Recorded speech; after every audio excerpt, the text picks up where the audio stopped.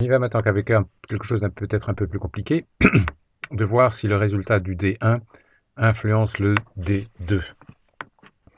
Alors, on a déjà ici une feuille. Bon, on peut peut-être changer le nom pour y voir un peu plus clair. Là, ce sont les données. Et puis ici, on a calculé des fréquences.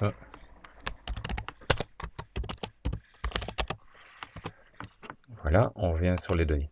Donc, on se place bien en A1. Données, tableau dynamique croisé.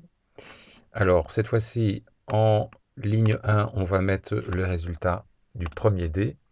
Et en colonne, on va mettre le résultat du deuxième dé. Et à l'intérieur du tableau, comme d'habitude, on va non pas sommer les identificateurs, mais compter le nombre d'identificateurs. Donc pour bien comprendre ce qu'il y a bien donc deux cas où le premier dé valait 1 et le deuxième dé valait 1. Encore un exemple, ici 5, il y a donc 5 cas où le premier dé valait 5 et le deuxième dé valait 1, et ainsi de suite. Alors, je ne peux évidemment pas comparer le 2 et le 4. Pourquoi? Le 2, c'est le nombre de fois où est sorti le 1, alors que il est sorti 13 fois avec le nombre 1, et 4, c'est le nombre de fois où 1 est sorti, étant donné que le premier dé était 2, mais le nombre de fois où le dé 1 était égal à 2 est de 22. Donc j'ai donc 2 sorties sur 13 et 4 sorties sur 22. C'est bien les fréquences que je peux comparer et pas directement le 2 et le 4. Je vais donc reproduire le tableau qui se trouve ici, mais en mettant des fréquences. Alors pour reproduire le tableau, je vais simplement mettre égal, et puis cette ligne-là, je vais la recopier. Et celui-ci, je vais le recopier, toute cette ligne-là. Je la recopie vers le bas.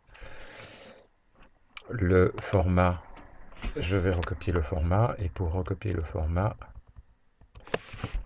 avec le petit pinceau que je mets ici.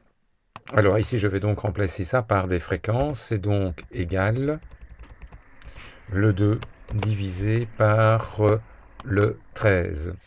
Alors le 13, je vais recopier la formule. Et ce qui doit être fixé, c'est la colonne et pas la ligne. Je mets donc $1 simplement devant la colonne et pas devant le numéro de ligne. Ce format, celui-ci, je le mets en pourcent. Et puis ceci, je peux le recopier vers la gauche, CTRL-C, et je le replie de ce côté-là. Mais attention, tout ce que je vais faire, c'est copier uniquement la formule et ne pas copier le format. Sinon, il risque d'avoir une séparation de lignes intempestive. La même chose ici, donc c'est bien. Donc ici, je vais recopier ça. Édition, collage spécial, uniquement la formule.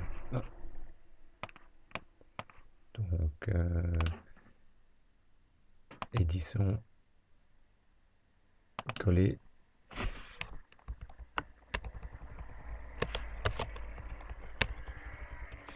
Voilà, on va y arriver. Édition, collage spécial, uniquement la formule.